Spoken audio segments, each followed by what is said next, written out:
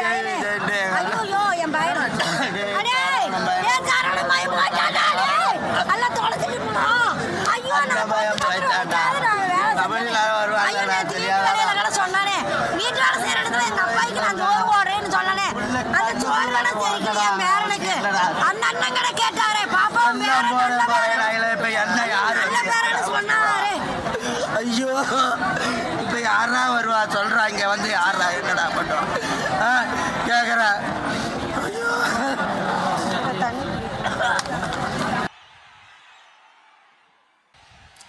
അത് ഈ അപകടത്തിൽ ഈ ദുരന്തത്തിൽപ്പെട്ട് പലരെയും നഷ്ടപ്പെട്ട പരിക്കേറ്റ നിസ്സഹായരായ സാധാരണക്കാരുടെ പ്രതികരണമാണ് അവിടെ വരുന്നത്. അവരുടെ ഒരു രാഷ്ട്രീയ പാർട്ടിയിൽ എന്താണ് തങ്ങളുടെ നേതാവ് പറയുന്നതെന്ന് കേൾക്കാൻ, ആ നേതാവിനെ ഒരു നോക്ക് കാണാൻ, പ്രത്യേകിച്ച് അദ്ദേഹം ഒരു താരം കൂടിയാകുമ്പോൾ സിനിമയിൽ അദ്ദേഹം നടത്തിയിട്ടുള്ള ഒരുപാട് പ്രതികരണങ്ങളും ഒക്കെ അവരെ പലപ്പോഴും ആവേശോജ്വലരാക്കിയിട്ടുണ്ടാവാം.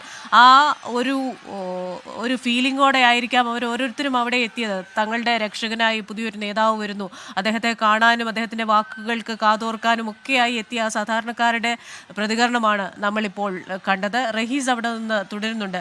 റഹീസ, ഈ കഴിഞ്ഞ മാസം 21-നാണെന്ന് തോന്നുന്നു മധുരയിൽ നടന്ന റാലിയിൽ ഒരു 300 മീറ്റർ റാമ്പ് വാക്കൊക്കെ വിജയുടേതുണ്ടായിരുന്നു. അപ്പോൾ ഈ റാലിയിൽ പങ്കെടുത്ത ശരത് കുമാർ എന്ന് പറയുന്ന വ്യക്തി വിജയുടെ ബൗൺസർമാർ തന്നെ ആ റാമ്പിൽ നിന്ന് തൂക്കിയെടുത്ത് എറിഞ്ഞു എന്ന് ഒരു പരാതി നൽകിയിരുന്നു. അപ്പോൾ ഇത്തരത്തിലുള്ള സംഭവങ്ങൾ നേരത്തെയും നടന്നിരുന്നു. ഇതുപോലെ വലിയൊരു ദുരന്തമോ തിക്കും തിരക്കും അല്ലെങ്കിൽ പോലും ഈ സംഘാടകർക്ക് അല്ലെങ്കിൽ ഒരു നേതാവെന്ന നിലയിൽ വിജയിക്ക് പോലും ഇത്തരം കാര്യങ്ങൾ ഉണ്ടാകും എന്ന് മുൻകൂട്ടി കാണാനുള്ള ചില സൂചനകൾ തുടക്കം മുതലേ തന്നെ ഉണ്ടായിരുന്നല്ലോ, അല്ലേ?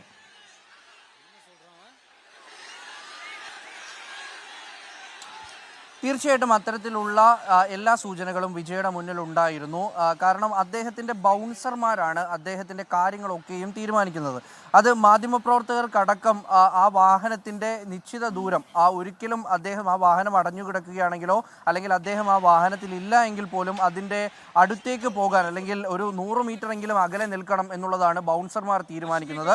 അവർ സത്യത്തിൽ ഈ പാർട്ടി പ്രവർത്തകരെ ഒന്നും മനുഷ്യരായി കാണുന്നില്ല എന്നാണ് പലപ്പോഴും നേരിട്ട് കണ്ടപ്പോൾ തോന്നിയിട്ടുള്ളത്. അവർ പലപ്പോഴും അവരെ എടുത്തെറിയും, അവർ വലിച്ചു നീട്ടും, പലയിടത്തേക്കും മാറ്റിവിടും. അപ്പോൾ അത്തരത്തിലൊക്കെയാണ് ചെയ്യുന്നത്. അങ്ങനെ ആ റാമ്പിൽ നിന്നും ഏതാണ്ട് ഒരു 15ഓളം പേരെങ്കിലും ഇത്തരത്തിൽ ഈ ബൗൺസർമാരെടുത്ത് താഴേക്കിട്ടിരുന്നു. അക്കാര്യത്തിലൊന്നും വിജയ് യാതൊരു തരത്തിലും പ്രതികരിച്ചില്ല എന്ന് മാത്രമല്ല TVK ഇക്കാര്യത്തിൽ മൗനം പാലിക്കുകയായിരുന്നു. TVK ജനറൽ സെക്രട്ടറിയുടെ ഭാഗത്തു നിന്നോ അല്ലെങ്കിൽ ഏതെങ്കിലും തരത്തിൽ തങ്ങളുടെ പ്രവർത്തകരെ ഉപദ്രവിക്കരുത് എന്ന തരത്തിലൊരു നിർദ്ദേശം നൽകലോ ഒന്നും ഉണ്ടായില്ല. അതേ സംഘം തന്നെയാണ് വിജയുടെ കാര്യങ്ങൾ ഇപ്പോഴും തീരുമാനിക്കുന്നത്. അപ്പോൾ ഈ വാഹനത്തിലേക്ക് ഓടി അടുക്കുന്നവരെ മനുഷ്യരായി കാണാതെ പല ഭാഗത്തേക്കും ഇങ്ങനെ തള്ളിവിടുകയും പലരുടെയും കഴുത്തിനൊക്കെ പിടിച്ചിട്ടാണ് തള്ളുന്നത്, നെഞ്ചിൽ പിടിച്ച് തള്ളുക. അപ്പോൾ ഇവരൊക്കെ താഴെ വീണ് കഴിഞ്ഞാൽ പിന്നിൽ നിൽക്കുന്നവർ ഇവരെ എഴുന്നേൽപ്പിക്കാതെ മറിച്ച് ഇവരുടെ ദേഹത്ത് കൂടി ഇവരുടെ നെഞ്ചിലൊക്കെ ചവിട്ടിയിട്ടാണ് മുന്നോട്ട് പോകുന്നത്.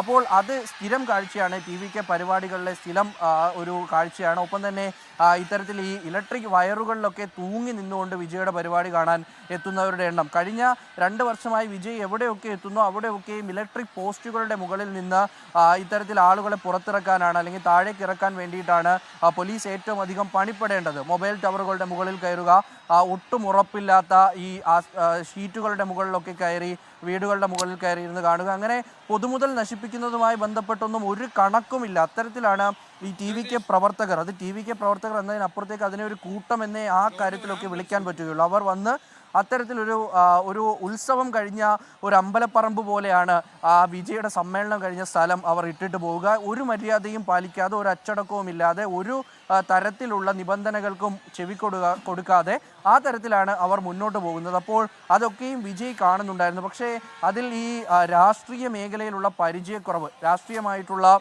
ഇടപെടലുകളിലുള്ള കുറവ്, ആളുകളെ കൺട്രോൾ ചെയ്യുന്നതിലുള്ള പ്രശ്നം, ഒപ്പം തന്നെ എല്ലാ പാർട്ടികളുടെയും അവരുടെ ഇടത്തരം നേതാക്കൾ അല്ലെങ്കിൽ ആ ഒരു സെക്കൻഡറി ലെവലിൽ നിൽക്കുന്ന നേതാക്കളാണ് അവരുടെ റാലികളുടെ കാര്യങ്ങളൊക്കെ തീരുമാനിക്കുന്നത്. TVK സംബന്ധിച്ചിടത്തോളം അത്തരത്തിൽ നേതാക്കളെ ഇല്ല. ഏറ്റവും മുകളിൽ ഒരു 3 നേതാക്കളെ കഴിഞ്ഞാൽ അത് വിജയ്, അതിനപ്പുറത്തേക്ക് N ആനന്ദ്, ഈ തരത്തിൽ പിന്നീട് വന്ന അർജുൻ യാദവ, ഇവരല്ലാതെ വേറെ ആരും TVKയുടെ നേതാക്കളായി തന്നെയില്ല. അപ്പോൾ ഈ കാര്യങ്ങളൊന്നും തീരുമാനിക്കാൻ ആരുമില്ലാത്തൊരവസ്ഥയും സാരമായി തന്നെ TVK ബാധിക്കുന്നുണ്ട്. അപ്പോൾ അതിൻ്റെ ഭാഗമായിട്ടൊക്കെയാണ് വിജയ്ക്ക് ഇത്തരത്തിലൊരു ഒരു വലിയ തിരിച്ചടി നേരിടേണ്ടി വന്നത്. അദ്ദേഹത്തിൻ്റെ രാഷ്ട്രീയ ഭാവിയെ തന്നെ അതിൽ തന്നെ വലിയ ചോദ്യചിഹ്നമായി നിൽക്കുന്ന, അതിനപ്പുറത്തേക്ക് ഇത്രയധികം ആളുകളുടെ ജീവന് വില പറയേണ്ട, അതിന് ഉത്തരവാദിത്വം പറയേണ്ട, അതിന് ഒരു ചോദ്യം അദ്ദേഹത്തിന് നേരെ എപ്പോഴും ഉയർന്നു നിൽക്കുന്ന, അദ്ദേഹം ഇനി ഏത് മേഖലയിൽ പോയാലും ഏത് കാര്യത്തിൽ ഇടപെട്ടാലും അദ്ദേഹത്തിനോട് ഉയരുന്ന പ്രധാനപ്പെട്ട ചോദ്യങ്ങളിലൊന്നായ ഈ ഒരു സംഭവത്തിന് പിന്നിൽ അത് സ്വാഭാവികമായിട്ടും TVKക്കാണ് അതിൽ ഏറ്റവും കൂടുതൽ ഉത്തരവാദിത്തമുള്ളത്. സംസ്ഥാന സർക്കാരിന് ഉത്തരവാദിത്തമുണ്ട്. എന്തായാലും ഇപ്പോൾ കേന്ദ്ര ആഭ്യന്തര മന്ത്രാലയം ഇക്കാര്യത്തിൽ സംസ്ഥാന സർക്കാരിനോട് റിപ്പോർട്ട് ആവശ്യപ്പെട്ടിട്ടുണ്ട്. എന്താണ് സംഭവിച്ചത് എന്നുള്ളതിൻ്റെ ഒരു റിപ്പോർട്ട് നൽകാൻ ആവശ്യപ്പെട്ടിട്ടുണ്ട്. അതിനപ്പുറത്തേക്ക് ഈ ആഭ്യന്തരമന്ത്രി അമിത്ഷാ സ്റ്റാലിനെ വിളിച്ച് സഹായങ്ങൾ വാഗ്ദാനം ചെയ്തിരുന്നു. അതിനപ്പുറം ഈ എന്ത് കാര്യത്തിനും കേന്ദ്രം ഒപ്പം ഉണ്ടാകും എന്നുള്ളൊരു വാഗ്ദാനം കൂടി അദ്ദേഹം നൽകിയിട്ടുണ്ട്. അപ്പോൾ അങ്ങനെ കൂടി നീളുമ്പോൾ അന്വേഷണ പരിധിയിൽ ഇതൊക്കെയും വരും. അനുമതി നൽകിയത് എന്തിനാണ്, അവിടെ സംഭവിച്ചത് എന്താണ് എന്നുള്ള മുഴുവൻ ചിത്രവും പുറത്തു വരുമ്പോൾ അത് അനുമതി നൽകിയതും നടന്നതും തമ്മിൽ ഒരു ബന്ധവുമില്ല എന്നുള്ള ഒരു കാര്യമാകും പുറത്തു വരാൻ പോകുന്ന. സമയത്തിൽ പോയിട്ട് ഒരൊറ്റ നിയമം പോലും പാലിച്ചിട്ടില്ല എന്നുള്ളതാണ് കൃത്യമായി മനസ്സിലാക്കേണ്ടത്. 22 നിയമങ്ങൾ പോലീസ് നൽകുന്നു, ഒപ്പം തന്നെ 12 നിർദ്ദേശങ്ങൾ വിജയ് ഇന്നലെ പ്രവർത്തകർക്ക് നൽകുന്നു. ഈ നിയമങ്ങളും നിർദ്ദേശങ്ങളും ഒന്നും ഒരെണ്ണം പോലും പ്രവർത്തകർ പാലിച്ചിട്ടില്ല എന്നുള്ളതാണ് ഈ അപകട സ്ഥലത്ത് നിന്നും അതിൻ്റെ ദൃശ്യങ്ങൾ കാണുമ്പോൾ, സമ്മേളന ദൃശ്യങ്ങൾ കാണുമ്പോൾ ഒക്കെയും മനസ്സിലാകുന്നത്. ലോകത്തെവിടെയായാലും ഏത് സമയത്തും 24 വാർത്തകളും ഓഗ്മെന്റഡ് റിയാലിറ്റി പാക്കേജുകളും എക്സ്പ്ലെയിനറുകളും വിശദമായി കാണാൻ ഞങ്ങളുടെ YouTube ചാനൽ നിങ്ങൾക്ക് സബ്സ്ക്രൈബ് ചെയ്യാം.